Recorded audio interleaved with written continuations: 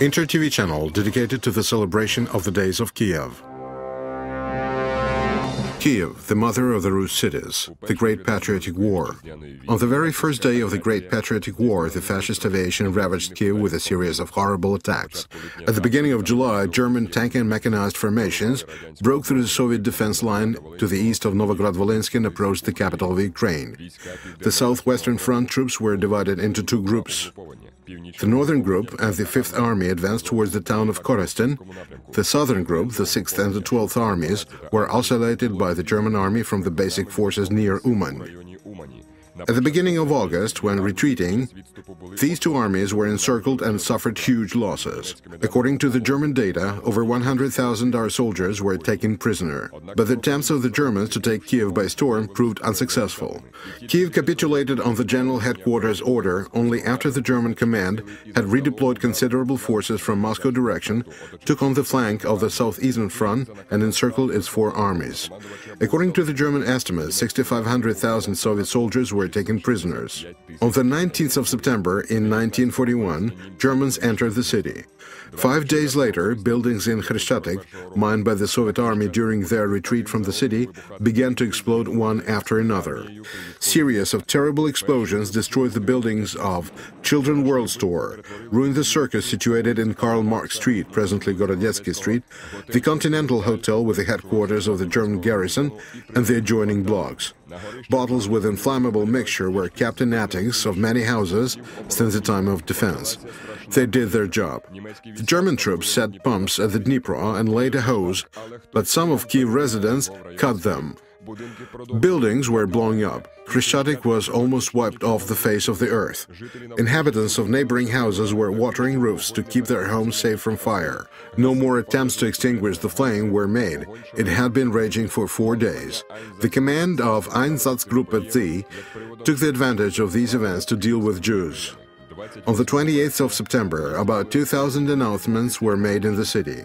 They ordered the Jews to take their documents, money and valuables, and to gather for further removal at the crossroads of Melnikova and Degtyaryova Street. Early in the morning, dozens of thousands of people set out across the whole city to Baby Yar in its outskirts. Jews, men, women and children were ordered to take off their clothes and to pile them separately from their valuable things. Then they were taken down by groups. On the slopes of the ravine, narrow paths were laid. At its opposite side, 2 machine guns were set. In 2 days only, the 29th and the 30th of September, the Nazi massacred 33,771 Jews. Their bodies were buried in a ditch 200 feet long and 10 feet deep.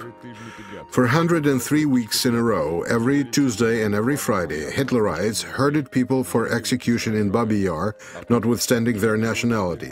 After that, those who were tortured in murder buses because of their implacability to the new Hitler's regime were brought there too.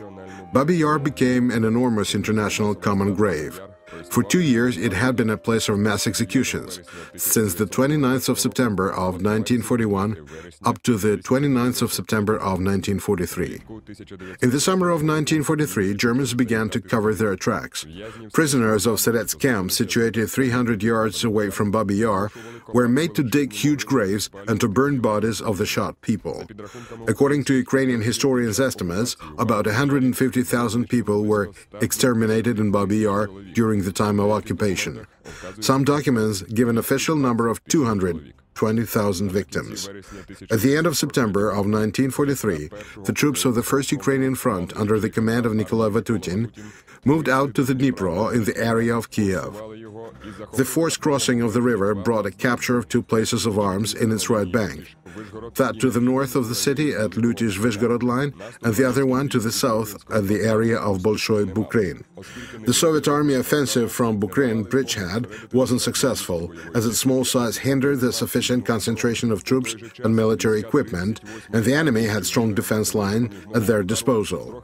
At the same time, the troops of the 38th 38th Army, acting in the direction of the additional attack, slightly expanded Lutish bridgehead. Hence, the General Headquarters ordered the War Council of the 1st Ukrainian Front to shift the main attack to Lutish bridgehead. That's why the 3rd Guards Tank Army and the artillery of the High Command Reserve were secretly redeployed there. On the 1st of November, the troops of the 40th and the 27th Armies went into offensive from Bucharin bridgehead, and it diverted the enemy's attention.